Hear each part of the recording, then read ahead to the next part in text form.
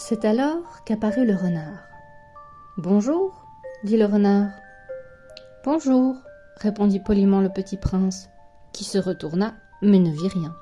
« Je suis là, dit la voix, sous le pommier. »« Qui es-tu » dit le petit prince. « Tu es bien joli. »« Je suis un renard, dit le renard. »« Viens jouer avec moi, lui proposa le petit prince. Je suis tellement triste. »« Je ne puis pas jouer avec toi, dit le renard. Je ne suis pas apprivoisé. »« Ah, pardon, fit le petit prince. Mais après réflexion, il ajouta.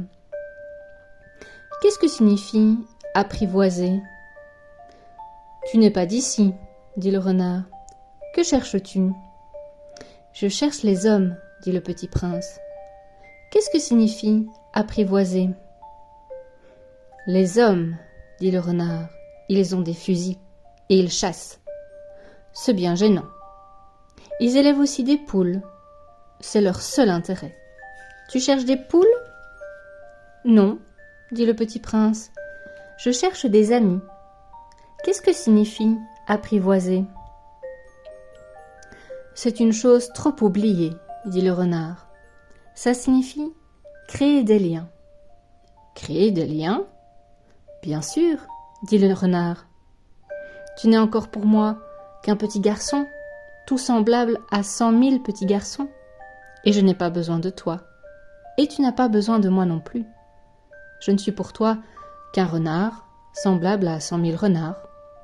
Mais si tu m'apprivoises, nous aurons besoin l'un de l'autre. Tu seras pour moi unique au monde. Je serai pour toi unique au monde. Je commence à comprendre, dit le petit prince. Il y a une fleur. Je crois qu'elle m'a apprivoisé. C'est possible, dit le renard. On voit sur la terre toutes sortes de choses. Oh, ce n'est pas sur la terre, dit le petit prince. Le renard parut intrigué. Sur une autre planète ? Oui. Il y a des chasseurs sur cette planète-là ? Non. Ah, ça c'est intéressant. Et des poules ? Non. Rien n'est parfait, soupira le renard. Mais le renard revint à son idée. Ma vie est monotone. Je chasse les poules, les hommes me chassent. Toutes les poules se ressemblent et tous les hommes se ressemblent. Je m'ennuie donc un peu. Mais si tu m'apprivoises, ma vie sera comme ensoleillée. Je connaîtrai un bruit de pas qui sera différent de tous les autres. Les autres pas me font rentrer sous terre. Le tien m'appellera hors du terrier, comme une musique.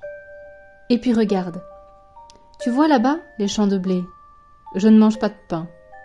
Le blé pour moi est inutile. Les champs de blé ne me rappellent rien. Et ça c'est triste.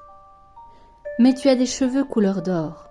Alors ce sera merveilleux quand tu m'auras apprivoisé. Le blé qui est doré me fera souvenir de toi. Et j'aimerais le bruit du vent dans le blé. Le renard se tut et regarda longtemps le petit prince. « S'il te plaît, apprivoise-moi, dit-il. »« Je veux bien, répondit le petit prince, mais je n'ai pas beaucoup de temps. J'ai des amis à découvrir et beaucoup de choses à connaître. »« On ne connaît que les choses que l'on apprivoise, dit le renard. Les hommes n'ont plus le temps de rien connaître. Ils achètent des choses toutes faites chez les marchands.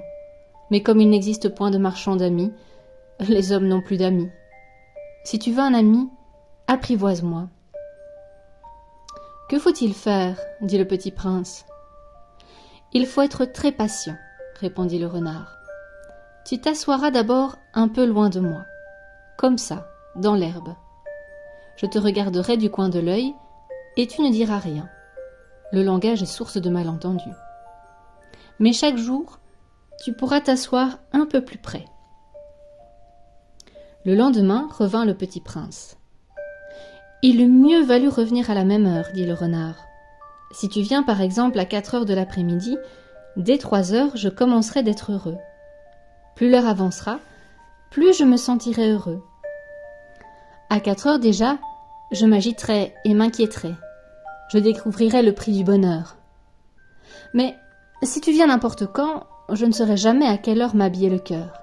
Il faut des rites. Qu'est-ce qu'un rite ? Dit le petit prince. Oh, c'est aussi quelque chose de trop oublié, dit le renard.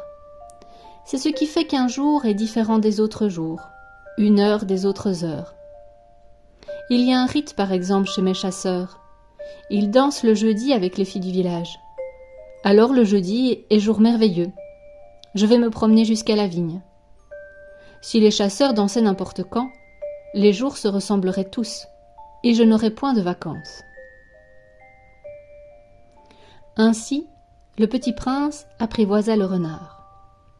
Et quand l'heure du départ fut proche, « Ah, dit le renard, je pleurerai. »« C'est ta faute, dit le petit prince.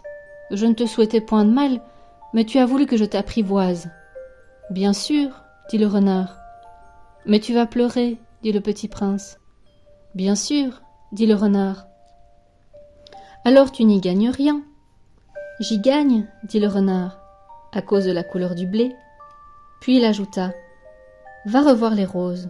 Tu comprendras que la tienne est unique au monde. Tu reviendras me dire adieu, et je te ferai cadeau d'un secret. »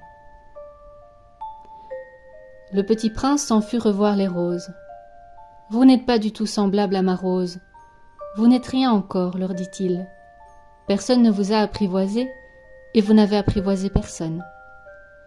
Vous êtes comme était mon renard. Ce n'était qu'un renard, semblable à 100 000 autres. Mais j'en ai fait mon ami, et il est maintenant unique au monde. » Et les roses étaient gênées.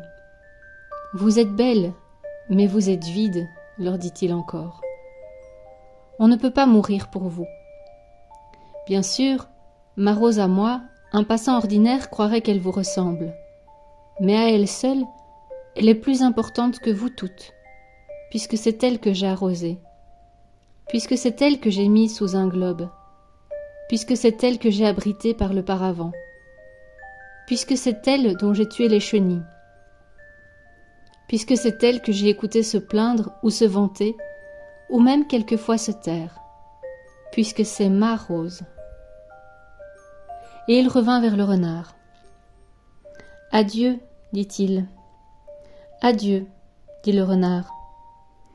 Voici mon secret. Il est très simple. On ne voit bien qu'avec le cœur. L'essentiel est invisible pour les yeux. »« L'essentiel est invisible pour les yeux, » répéta le petit prince, afin de se souvenir.